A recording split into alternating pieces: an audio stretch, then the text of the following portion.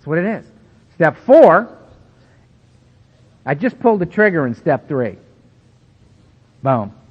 I'm in. The ride stopped clicking. Here we go. Right? It says I must immediately, I get up from step 3 and I embark upon a plan of action immediately. What's the action plan? For me, 4 through 9. 4 through 9. 4 and 5 is me. 6 and 7 is God. 8 and 9 is you. Nobody else to play with. That's everybody. We're all covered. What do I do in 4? Well, according to this, I do a resentment inventory, a fear inventory, and a sex inventory. Why do I do it on those 3 things? Because if you want to see where I can leave the playing field, those are 3 pretty good areas to take a look at. We're going to see a pattern develop here that a blind man could see. All right? And that's why I do it. And I just do it out of the book. I do a resentment inventory, right? I do it in 4 columns. There are those that will tell you it's 3 columns. There are those that will tell you there's 4 columns, but 3 of the columns are broken down into 4 specific areas. There are others that will tell you that there are 2 columns that are broken down into 1 into 3 areas and 1 into 2. There's others that will say, we do it in black and white, so when you do your 4th column, we suggest you use these 4 things and write a sentence detailing specifically how those things have come into being. To all of this I say, okay. Sure. Whatever floats your boat. Whatever you can look at and go, well, that makes sense to me. I can see that. Great. Then dive into that. Just do it. Just do it. First inventory I did, I went to my sponsor, who was not a big book guy. Donald wasn't a big book guy. He used to rant and rave at us. He called us little book thumpers. You little book thumpers. He goes, before there was a book, there was one alcoholic down in the dirt sharing his experience, strength, and hope with another alcoholic. Well, that's true. We're going back to the book now. And you would get into the book. And in my first inventory, I said, what do you want me to do? He said, get rid of the garbage. So I wrote 27 pages of garbage and told him about it. And I got my first direction from my sponsor in AA. My first direction was, we don't kill people here one day at a time. Which I thought was very reasonable, doable, just one day at a time, just today.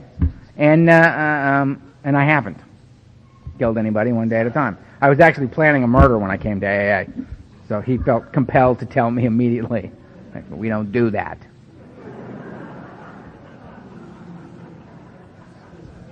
Yeah. My best thinking again.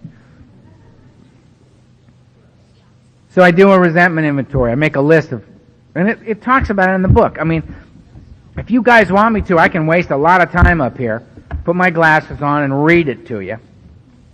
Exactly what it says and why you do it that way. But I'm figuring these are readily available. These are readily available. You want to see precisely how it is in here? Go here and read it. What I'm telling you is what I did was I went here. And when I finally did an inventory that was out of this book, that's when things changed for me. The getting rid of the garbage was great. It made it possible for me to take action that suggested I was making a commitment to being here. That was of value. Doing it completely different than the book told me to do it was of value. Absolutely of value. I think what that did was it allowed me to then feel like I'd earned the seat I was sitting in.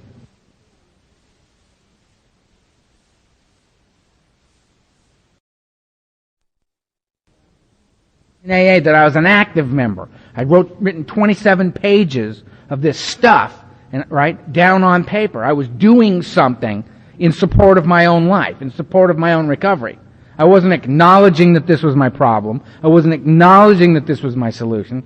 I wasn't quietly slipping off the couch to my knees, saying the 3rd step prayer and popping back up.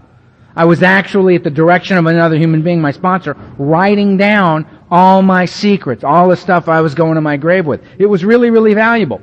Did it change my life? Yeah. Did doing out of the book have a more profound effect on my life than that? Yeah. Much more so. Much more so. Because I was able in this inventory out of the book to see the pattern of behavior in my life. When I looked at my inventory, when I looked at my side of the street, when I looked at how resentment, fear, my sexual behavior was isolating me in the world. When you looked at my whole inventory, I saw one word: powerlessness. A powerlessness to be effective in the world. Powerlessness in terms of my own individual well-being. Powerlessness in terms of my relationships with other people. That I was in fact a self-centered, frightened man, and that this was ruling my life. In my sexual relationships, I was either completely in control or totally unavailable.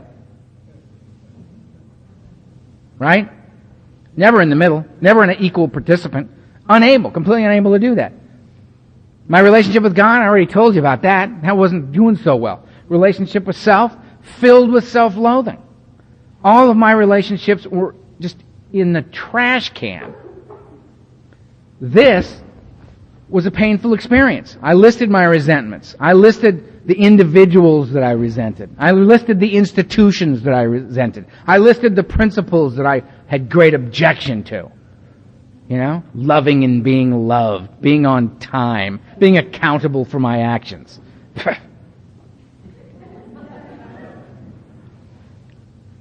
Hated all that stuff.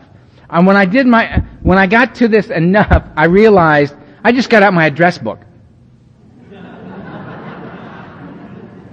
Because it basically got down to, because the question I ask myself when doing an inventory is, how free do you want to be? How free do you want to be? When that thing goes by and you go, well, not really, right? Well, if it floated by, write it down. We can discuss it later, whether or not it's pertinent, right? And people always ask me, Earl, can you have a resentment in your life that you have no part in? And my answer to that is, probably. There weren't any in mine. But I have actually sponsored a couple of guys that had some things listed, and they had no part in it. Right? They had no part in it. There are circumstances that can occur in life that can cause you great deep-seated resentment that you have no part in. Yeah, I've actually seen it, and I'll be happy to discuss with anybody at one of these breaks that we have along the way. For you smokers, of which I am now a proud non-member of that group. Yeah. The smokers. No, here's the smokers.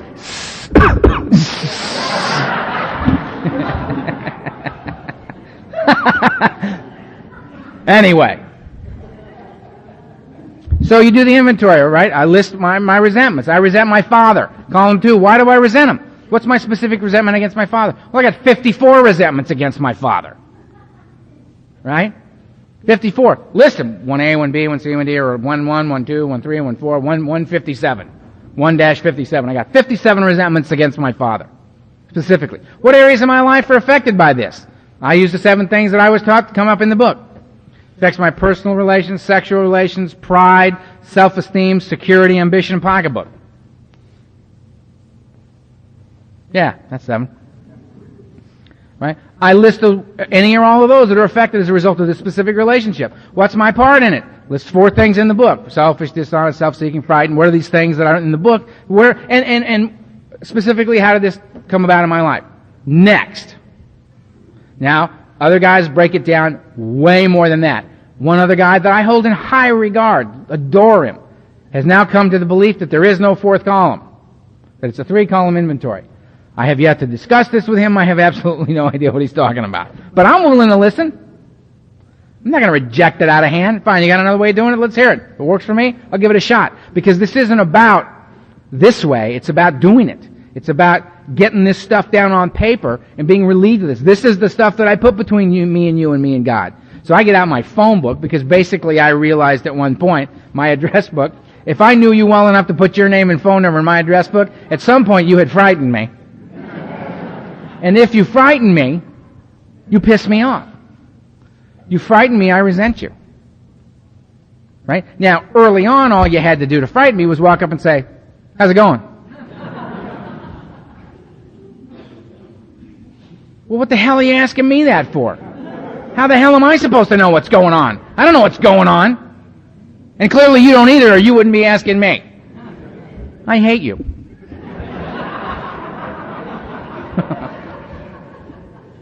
This is all entirely too much work talking to you. I don't want... Resentment. Write them down. I had Thomas Jefferson on my inventory. Have you ever read this guy's life story? The stuff that he did? Who could live up to this? Hated that man. Institutions, groups of people. See, this is, and what you write down, it doesn't have to look good. You don't have to say, oh, well, I don't really like that I feel that way. Write it down. That's your best way out of it. Right? You may discover that you're a bigot, a racist, a liar, a thief. You may discover that you're all of them and that you don't like that about you.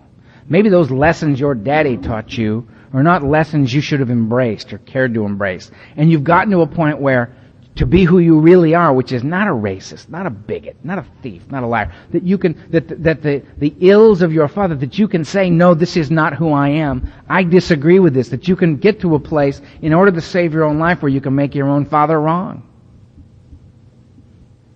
Not easy to do for a lot of us. But we get there in this process. If we write it down and see the pattern of your own life, see it right there. I resent this stuff, right? Fear inventory. What am I afraid of? Fear of flying. Why? Because I crashed. Right? It's not a what do they call it when it's just, it's not a phobia. Thank you. He gets an extra bagel. It's not a phobia. It's based on my experience. Right? That I'm afraid of flying. Right? Well, why am I afraid of crash? And then move through your inventory. Move through. Basically, what I've discovered is I'm afraid of two things. I'm afraid of rejection and I'm afraid of abandonment. That's what I'm afraid of. Pretty much every fear I've got you can put under one category or the other. Right? So in the 12 and 12, in the 7th step, right, second to last page, it says, self-centered fear is the chief activator of all my defects of character. Either I'm not going to get something I want, or I'm going to lose something I already have.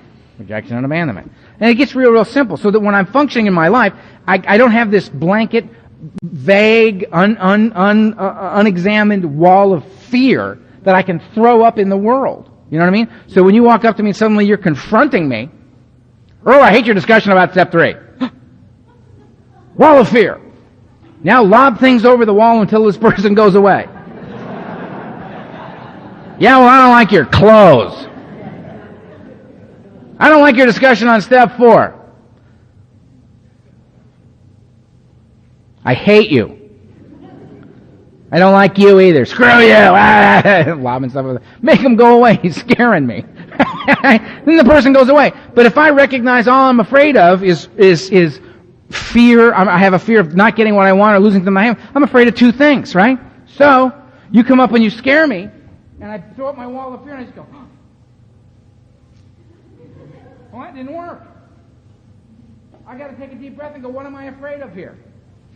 I'm afraid I'm not going to get something I want to be accepted by you, or I'm going to lose something I already have.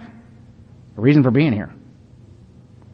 Or just fill in your own blank, whatever it may be. What works for you, right? And it's just silly. And then you say, I don't like your thing on step 3, and I go, well, you know what? Let me take you back to the room back there. There's a whole bunch of tapes and stuff of other guys back there, some of whom I think are really good at talking about the book. Maybe one of them's got a way of breaking down step 3 or step 4 that you like. May I suggest Joe and Charlie? Right? It's got nothing to do with me. You don't like it? Okay. Fine. I personally delight in the way I do this.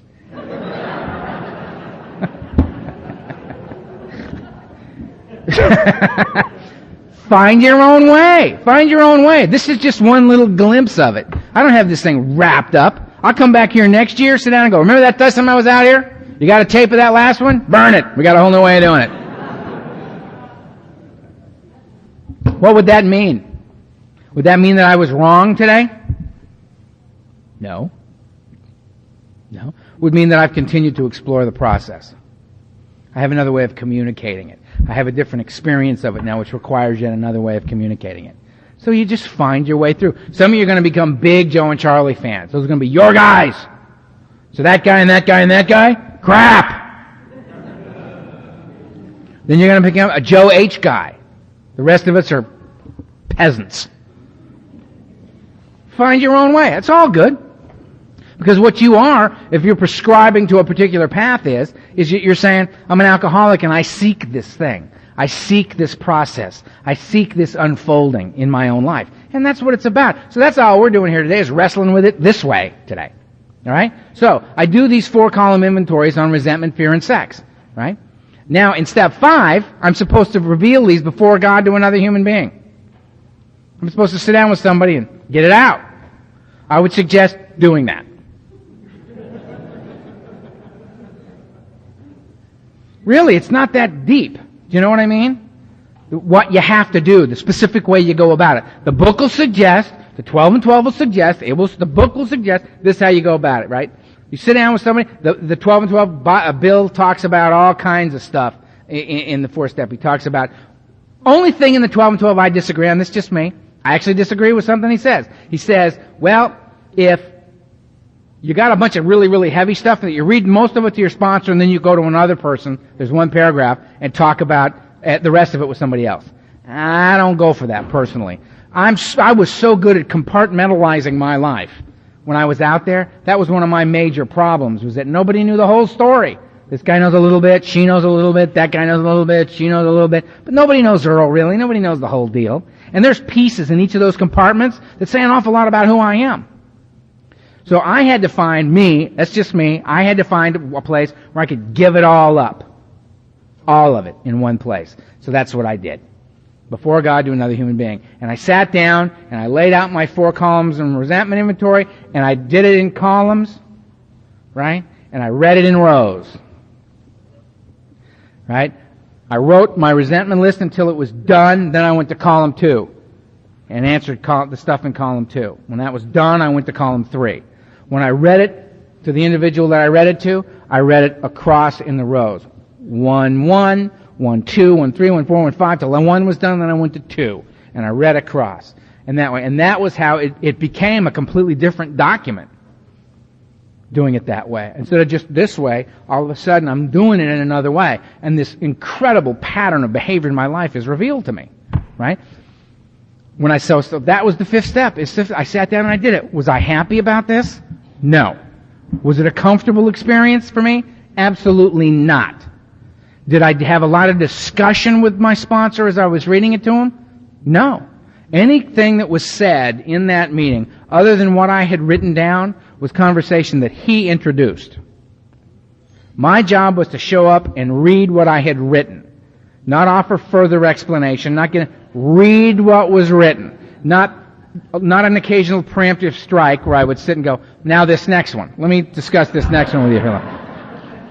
I want to restate that I was not in my right mind, that I personally do not consider this to be an example of who I am.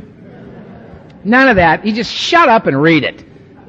And I read it, and occasionally he would say, time out. Right? Read that last one again, I loved that one. And he would he would do that to me. Or he would do the wonderful, loving sponsor type thing where he would say, that reminds me of a story, because he'd see that I'd read one that I was particularly ashamed of. And he would say, that reminds me of a story. And he'd tell some atrocious story about something he'd done that was very, very similar to this hideous event in my life, right? And it relieved me. I mean, there was healing that went on as the process took place because of who he was. I mean, it was just an amazing, amazing experience. Did I feel, and at the end of the 5th step, I felt different. What I felt was remarkably exposed. That's what I felt. And it was remarkably uncomfortable. But it was the only way I was going to discover for myself that I could tell you the truth about who I was and you wouldn't throw me away. That you would just consider me more as one of yours, as with you, than before. Right? That was it for me, and that was the only way a guy like me was. Believing you that because you told me so? Nah. Not like I got it when I did it. When I did it, I was in. I was in. I showed up. And I looked at my sponsor when I was done with my 5th step and I said to him, now all I have to do is wait for you to die. And he looked at me and he said, oh, isn't that lovely? And he walked away. Amazing experience. An amazing experience. Let's take a break.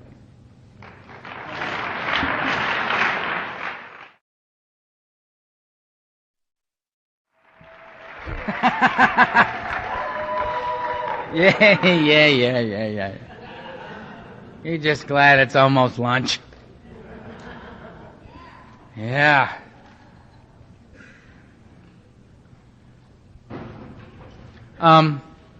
Okay, where the hell are we? What am I talking about? 5? 5. We were talking about 5, weren't we? Yeah? Talk about 6? Okay.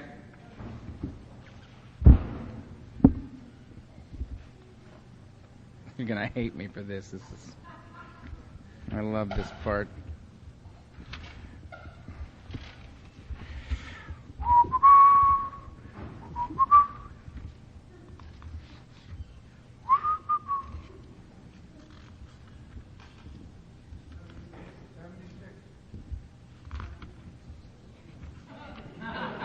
You say that as if you know what I'm looking for.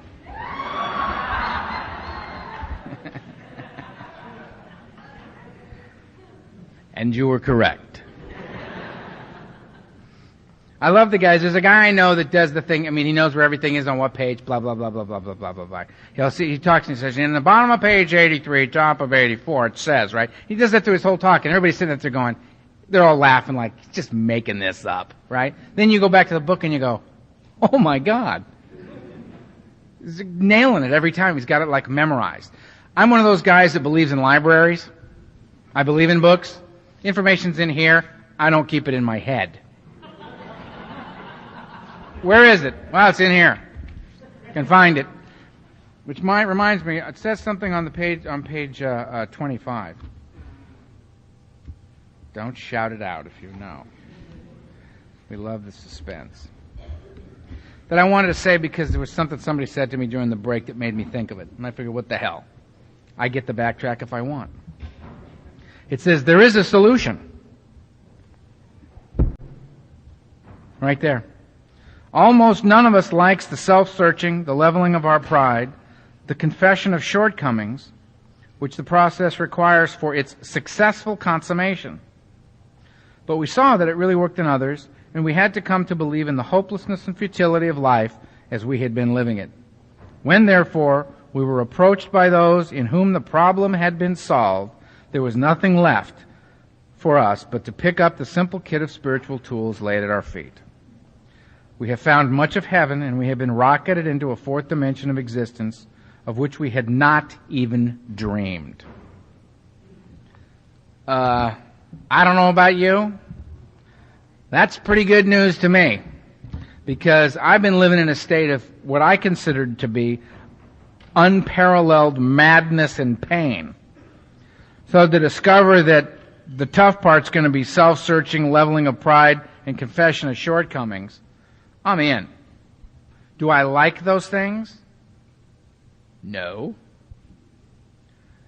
Am I willing to do those in an effort to get I was about to say to get my life back, but to get a life? I'm in. I'll do them. Tell me how to do them. Luckily, that's exactly what this step stuff is all about, right? Is doing this stuff. Remember, the whole idea here is to be restored to sanity, soundness of mind, to be relieved of the obsession to drink and use, to be free of the beast, to have that voice stop whispering in my ear. That's the whole point. So, right? So I'm doing this to bring about an experience. If I've done the fourth step, to the best of my ability, which I have done on more than one occasion. Some people do one a year. To this I say, terrific. Some people say they do one and that's it. To these people I say, wonderful. There are other people that say, I do spot inventories monthly. Fantastic. I don't go more than 5 years without doing an inventory. That's me. To this I say, good for you, Earl. Do I advise that you do the same? Nope. Do I advise that you sit quietly, doing things that we suggest later in the steps, so that you can do a proper assessment of where you're at? If you discover that you have once again in sobriety become restless, irritable, and discontented on a consistent basis, if you find that you are no longer reveling in the life that you live, if you find yourself out of sorts, I might suggest that you reinvest in the path And a great way to do that is to engage in the action plan set forth before us.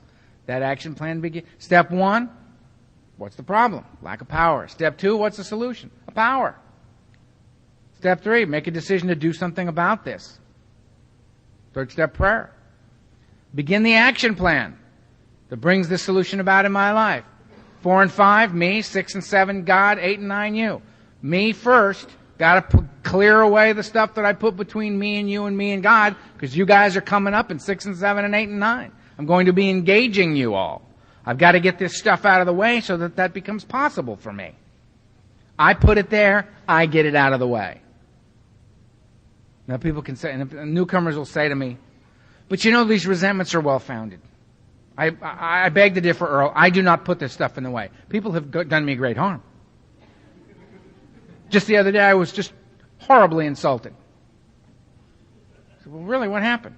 Well, I was making the coffee at the meeting, and a guy walked up to me and said, your coffee sucks. I consider this a heinous act, Earl.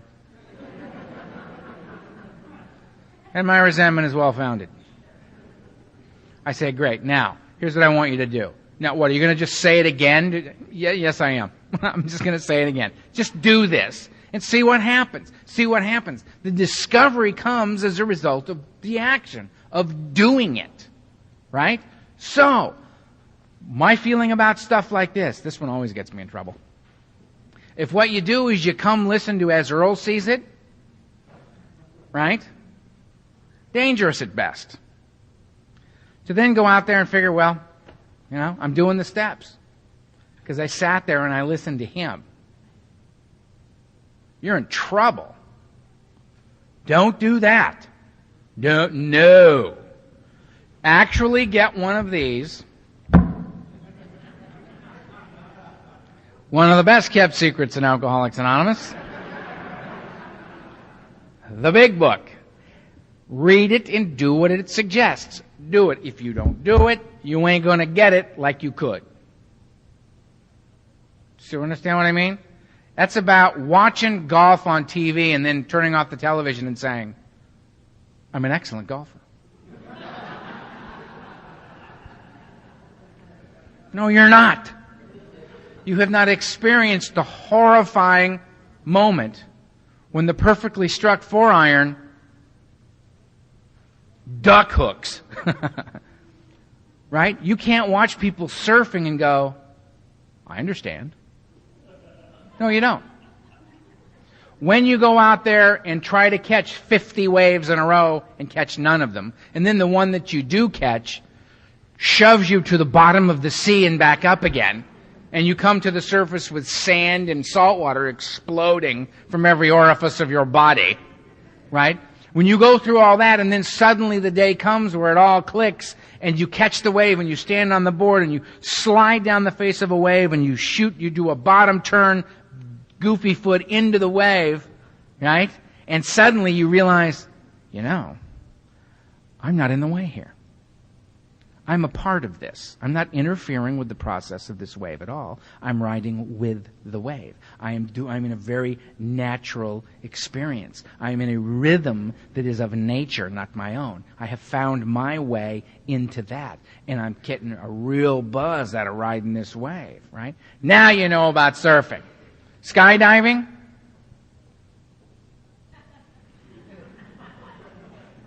I assure you that I know nothing about skydiving. And I can also assure you that I never will. Jumping out of a perfectly good plane is lunacy. But you don't know till you do it. Right? So when people come to you with problems in AA, and you have no experience in those problems, say so. And give them the numbers to the people that do. I was sponsoring a guy who came to me and he had a great problem. He was suffering, and he had a sexual identity crisis going on. And he came to me and he said, Earl, I have a tremendous sexual identity crisis going on. And I said, bummer. Now here's a friend of mine, call him and talk to him immediately. Because He also suffered from a sexual identity crisis, and he has resolved that to his own great satisfaction. Maybe he can help you with his experience in that. I don't have any. I mean, if somebody came to me and said, Earl, I struggle with being tall, I got to give you a number.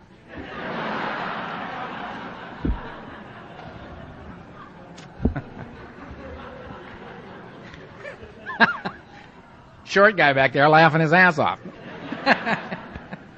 It's not, what do I know? Right? However, I did have a guy, conversely, this is also true. I had a guy I was sponsoring call me up and say, we got to have lunch. Okay. I do that daily. We'll have lunch. So we go and we have lunch. And he goes, Earl, I got to get another sponsor. Because I'm married now. I go, I know, I was the best man at your wedding.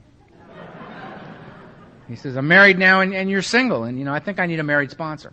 So I'm going to get a married sponsor. And I said, okay, that's fine. I'm not upset by that. However, I would, just as a passing thought, you're also French. And I would suggest that you get a married French sponsor. You're also quite tall, so clearly a tall French married sponsor. And I live on the west side and you live in the valley, so I would suggest a tall married French sponsor that lives in the valley. He was pissed off enough at this point to pick up the check and take off.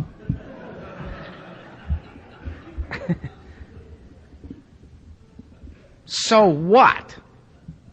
This isn't about that stuff. This isn't about the facts of our lives. I remember that there was a meeting in L.A. that started. It was a Cocaine Anonymous meeting for cocaine-addicted Jewish attorneys.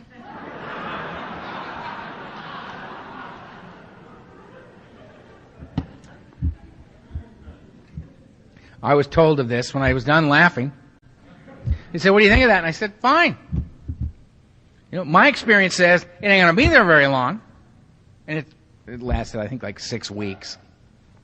And then that meeting dissolved. Common problem, common solution.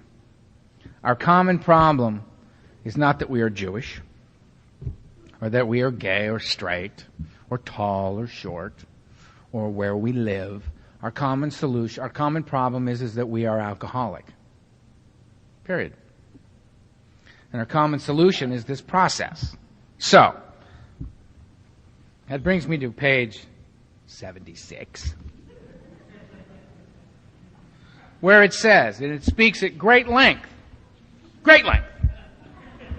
in a very, very detailed manner, precisely how to do steps 6 and 7. It says, if we can answer to our satisfaction, these questions concerning step 5, and prior to that, we then look at step 6. We have emphasized willingness as being indispensable. Are we now ready to let God remove from us all the things which we have admitted are objectionable? Can He now take them all, every one? If we still cling to something we will not let go, we ask God to help us to be willing. When ready, we say something like this. Didn't say precisely like this, said something like this. My Creator, I am now willing that you should have all of me, good and bad. I pray that you now remove from me every single defect of character which stands in the way of my usefulness to you and my fellows. Grant me strength as I go out from here to do your bidding. Amen. We have then completed step 7. Any questions?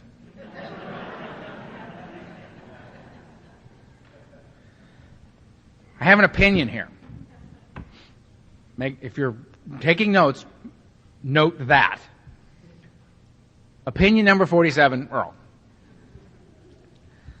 Very short section on 6 and 7. And notice, 1 through 5, we covered 75 pages plus doctor's opinion, forewords, all kinds of stuff, right?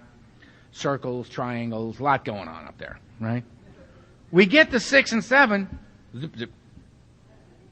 We go to 8 and 9, tremendous amount of conversation about 8 and 9, and rightly so, because they're actually going to, if you'll notice, they're actually going to let us out of the house for the first time. Right? 1 and 2 on the couch. 3, kneel down, get back up on the couch. 4, right? 5, guy comes in. Before God, I read this to him. He says, good luck. He leaves. 6 and 7, 2 paragraphs. Getting ready to leave the house. Can they know how dangerous I can be armed with a little bit of information? So they're very, very cautious about how they let me out of the house. Right? It's a very, very short thing. And the reason I think is this. We're talking about a relationship with the unknowable. The one whose name cannot be spoken.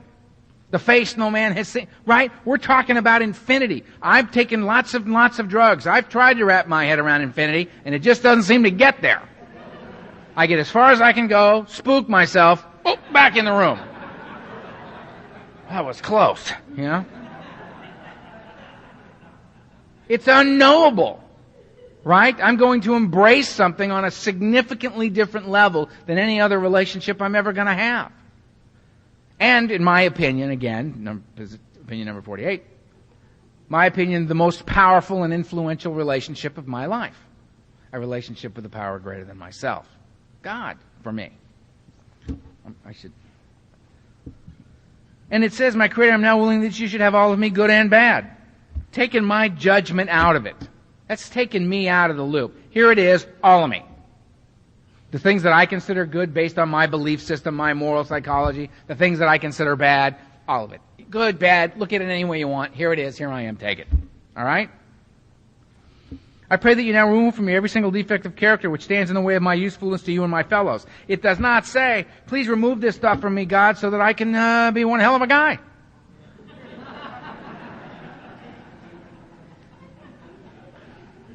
So that I can walk the earth with people, as I walk by, people saying, why, that's Earl Hightower. Charming, charming man. Delightful fellow. He does a lot of good, doesn't he? Please. My usefulness to you and my fellows, that I can be of service in my life. This isn't about glorification of self. This is about getting out of your own way so that you can be a maximum service to God and your fellows. That's the whole idea. That's where the buzz is. I don't get off on me anymore, but I can. It's an amazing experience to sponsor some guy and play some infinitesimal small part of being a catalyst maybe to get him to do something that pushes him closer to God and to you so that he has the experience of God and he has the experience of you and the light comes back on in his lives and he lit in his eyes and he lives instead of dies. Wow! I never stuck anything in my arm that got me a buzz like that. Nothing.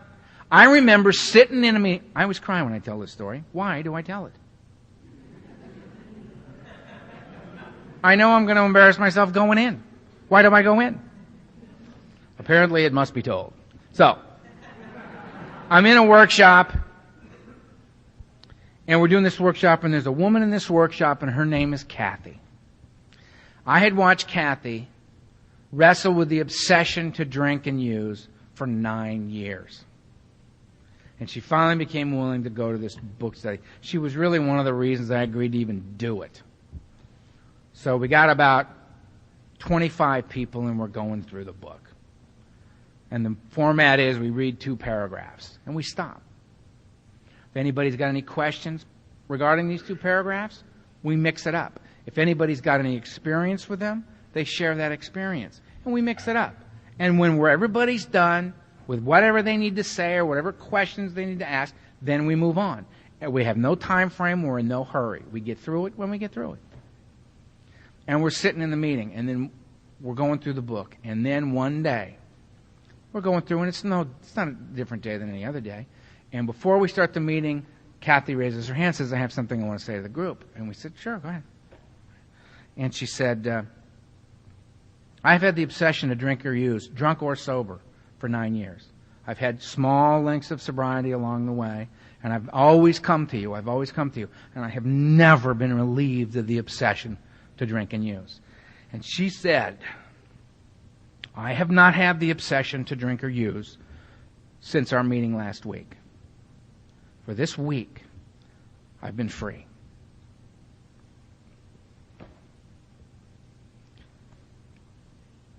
I defy you to experience something like that and not be changed by it. not be changed by it. To watch that woman struggle so courageously in the face of a disease that's going to win. It's going to win. To suddenly be free. She's free to this day.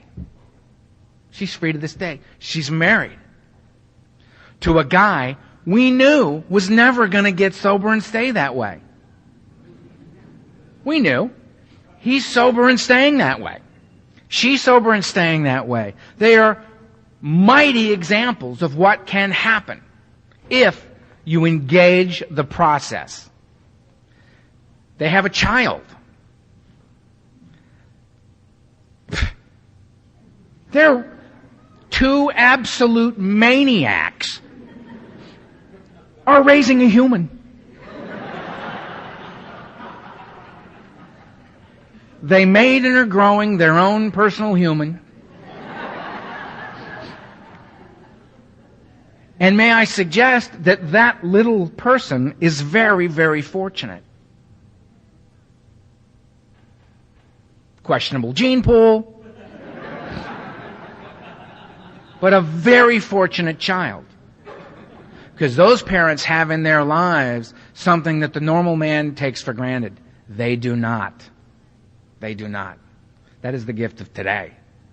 This is a remarkable deal, right? So, I think that it's important to continue in the process, engage the process, keep moving. And I think that the original 100 knew that when I got to 6 and 7, that I was suddenly going to humbly ask God to remove my defects of character, that I was going to give up the defects of character which I have so enjoyed along the way, that I would spend on step 6, I don't know, 12, 15 years. I'm entirely willing, I'm making great strides, but I'm not entirely there. I can, these ethereal concepts and ideas, I can just stay right there forever. Because I've read ahead. I've seen 8 and 9. And this needs to be delayed. Because I have letters to write to central office suggesting that this needs to be reconsidered. 8 and 9 is absurd. That's absurd. It's like Scott R. talks about the guy who gets up at the podium, was asked to read a portion of chapter 5, and you can tell as he's reading it that he's never seen it before. He's reading it for the first time, and he's reading through the steps. He reads, made direct amends whenever possible, except when to do so would injure them or others. Have you seen this? Just shocked that anybody would think that was a good idea.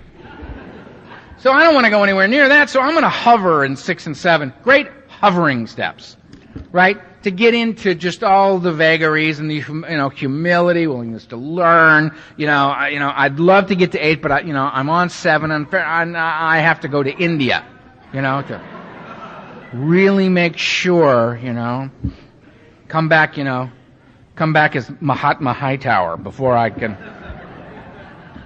go on to 8 and 9. 8 and 9. Should we get into 8 and 9 now? We have 20 minutes. Not nearly enough time for 8 and 9, is it? But I do have some lovely questions on the table. Should we have a moment for questions? So 6 and 7. Humbly ask God to remove your defects of character. Go ahead. And you know what? I ask God to remove the defects of character because I'll remove the wrong stuff. If it's up to me, right? I have defects. Here.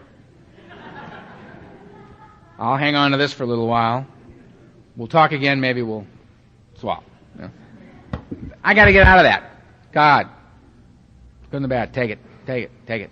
Thy will, not mine. Thy will, not mine. Donald used to always say from the podium when he would talk about me, he'd say, and I'm constantly having to tell Earl, your name is not thy. And I would sit out there going, which just made his day. He loved it. Here's a question. What do you say to a sponsee who has no part in any of his resentments?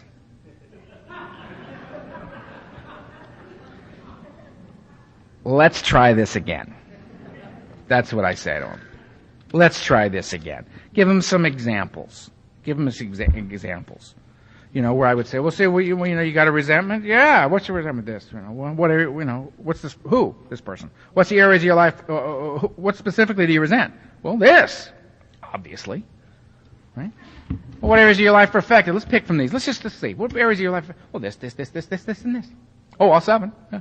Okay. Well, now, in my own life, here's an example. In a situation like that, I might find that I might be dishonest in this way. That I might be frightened in this way. I might be self-seeking in this way. Can you identify, just kind of, by the hand, a little bit by the hand, walk through and say, let's just suppose for a moment that this applies, right? And you just kind of ease them into it, because it is extremely difficult for a lot of us. We feel so self-righteous in our anger and in our resentment. We feel so incredibly justified in feeling the way that we feel. Well, Earl, I've been told that my feelings are my feelings and that they shouldn't be judged. Yes, well, that's lovely, And I would never in any way attempt to discount your feelings about anything. You feel the way you feel. But we're talking about something else now, right? We're not talking that this is the way you feel. Of course it's the way you feel, right? Let's deal with the rest of it, and let's see if we can't rid ourselves of some of these feelings. To resentment is to re-feel. Is that you're feeling this. An event occurred when you were 5, and to this day you continue, given the certain triggers or certain events line up a certain way, you re-feel this resentment towards this individual over and over and over and over again. Who is suffering as a result of re-feeling this is you. We're looking for a way out here. A legitimate way out. We're looking for legitimate relief. Legitimate relief. Not smoke and mirrors. Legitimate relief. So, I think you kind of got to walk them through sometimes. I did a huge inventory when I was 10. I had 518 resentments. Apparently more does get revealed as we move along, right? And it was, a lot of people said I would have been splitting hairs, and I say, fine, you think I was splitting hairs, then don't do it. How free do you want to be? And I've since looked back at that inventory, and 3 of those resentments are questionable now, out of 518. Not bad, That doing the rest of that inventory stuff seemed to work very well on that stuff. What else have I got here? Was I talking about something, or did it just fade away, or did I? Am I all right? Somebody answer me.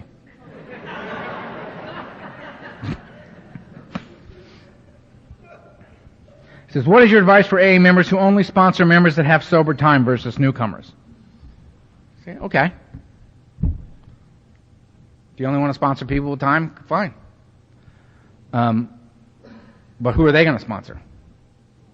The people that you sponsor, right? I remember there's a certain credential that you can get if you want to work in the field in treatment for chemical dependency. And on the test, one of the questions is, I actually wrote them a letter about this, and I don't write letters, but that one, I thought, I'll write them a letter. As soon as I'm done with the 4 columns on this.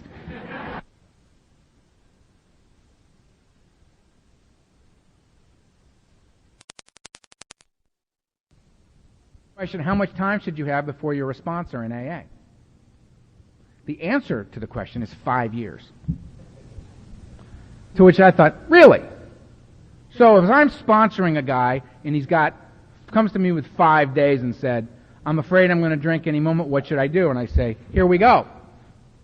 And we enter into this process, and I engage the guy, and we're going to meetings, and he's working through the steps. And he works through the steps. And this guy completes all 12 steps while he's going to meetings, has commitments in meetings, calling me on a daily basis. We're going through this thing. It's good. It's fierce. The guy's getting it. He's got 18 months of sobriety. He's completed all 12 steps. The lights have come on. This guy's on fire for Alcoholics Anonymous. At which point I then say to him, okay, in 3.5 years, I'm going to want you to begin to give this away to someone because we don't like you to, we find it a bit premature for you to be giving this away, not until you're 5. The fact that you have it to give away at 18 months is irrelevant. So again, we have this room, we have the half measures room, and then we have the holding room, where all individuals who have worked the 12 steps but are not yet 5 hover. We have them over there. Please, give it away. You want to keep it? Give it away. That's what we tell them. So give it away. Give it away. Give it away. Do it. You have any idea what took me there? Oh, this. Yes. So sponsors and only people sponsor us over time. I don't understand doing that at all. Unless possibly somebody thinks that sponsoring somebody who's new is an inconvenience. Because the new ones are oftentimes less than thrilled with the process. Again, though, I think sponsoring people who's new is easy, because if they come to me and say, Earl, I'm in big, big trouble, what do you think I should do? Well, read the doctor's opinion in the first 8 pages of Bill's story. Ask yourself with each sentence, is this true for me? Do I identify with this? And if you do identify, if it's big for you, underline it. If you don't identify with it at all, write no. If you don't know what the hell it means, put a question mark. Right? And then call me back. Well, I don't want to do that. Okay. And don't do it. But if you want what I got, you got to do what I did to get it. And if you don't want to do that, that's fine with me. But maybe you should get somebody else to sponsor you, who's going to do it your way. Which may I add, so far going very well.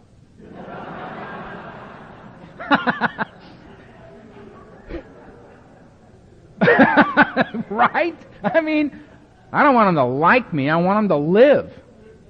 Do you know what I mean? I don't want them to like me. I want them to live. That's why I love Donald Madden. I needed my ass kicked. I got my ass kicked. When I needed a hug, I got a hug. Right? Donald Madden didn't care if I liked him. He wanted me to live. He loved me enough to tell me the truth.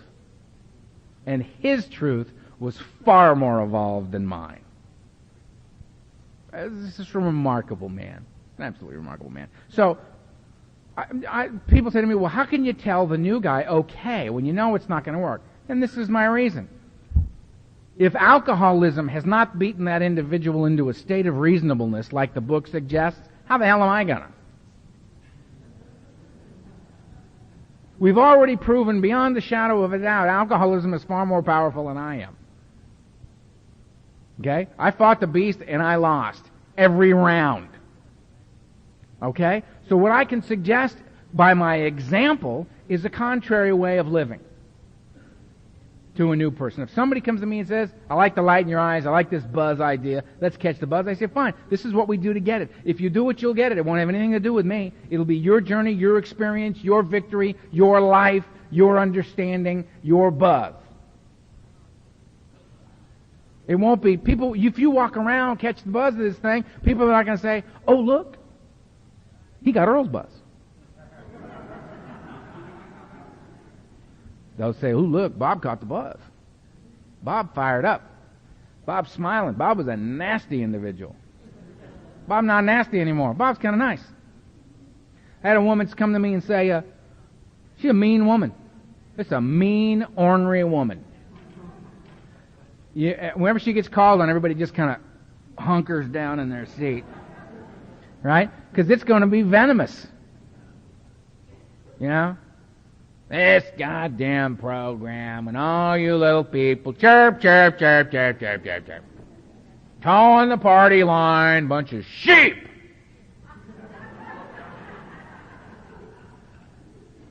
Whenever I'm leading a meeting and I call and I finish, I say, thank you for sharing.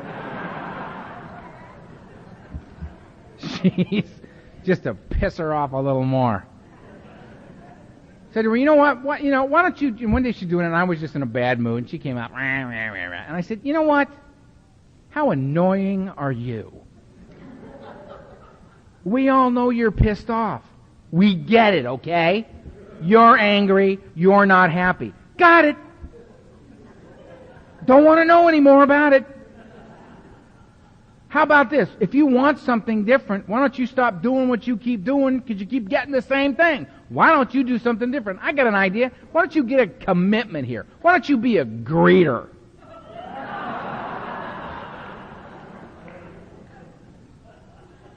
And every time I come to the meeting, you shake my hand and say, hi, Earl, welcome. I'll know what you're really thinking. But I dare you to smile at me and tell me, welcome, Earl. She got a commitment. You know what? She loves that meeting now. Now, how can that be? How can that be? See, that's the cool thing about this. It's really simple. That's why it's so tough for us. We're so dramatic. You know? I mean, it would probably work better if when we got sober, they said, okay, you're sober now, you want to do this anything? Good. Here's a card, here's an address on this piece of paper. If you go to this address, you will find the AA library. We have over 100,000 volumes of how this works. We suggest you get started immediately. 100,000 books. Right! I'm on my way. Where are you going? Can't talk! I got 100,000 books to read. By when? Friday. I'll be done by Friday. It's intense, it's big, it's grandiose. Instead, we come in and go, wow, dying of alcoholism, going insane, alienated from family, friends, God, isolated beyond belief, right? Experiencing a level of madness you did not think the human mind or the human body could bear, right? I mean, have you sunk to levels you thought below the human experience? You're in an unknown, unreal place of madness and despair? Bummer. Here's a book. You know, and people just go, yeah, okay, coaster. Not dramatic enough. Just not dramatic enough. So then you go to the meetings, and of course we're all lone wolves, we're all the bad guy, we're all the cocaine cowboy, aren't we? Everybody's a tough guy. It's just hysterical to me. I can't tell you how many times in AA I've heard somebody say, you know, I'm going to kick his ass. Please. I've been to thousands of AA meetings. I've seen like 4 ass whippings in the whole time I've been.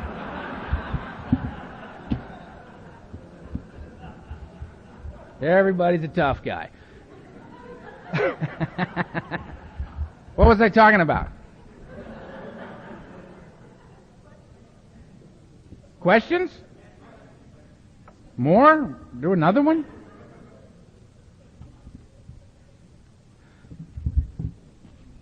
I feel like I should say when I have a question, here's a question. Does the fear inventory have 4 columns?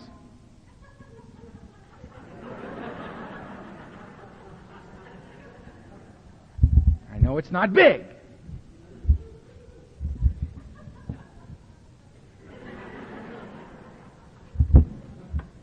The person who asked this question, don't feel insulted.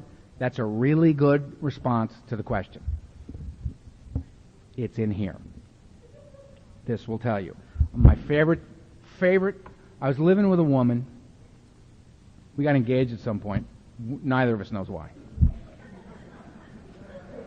We were living together. This is a woman who'd been in and out for years and years and years and years. We met it. I mean, it was just boom, right? One of those across the crowded room things, you know? The ones that I've learned that when that happens, turn and run, right? It's not going to go well. And she came up to me and we were living together. She goes, where's the 3rd step? I said, it's in the book. She goes, yeah, I know. Where in the book? I said, who am I to rob you of the experience of discovering that for yourself? Take your own journey. Stop asking for everybody to smooth the bumps out for you. Invest something.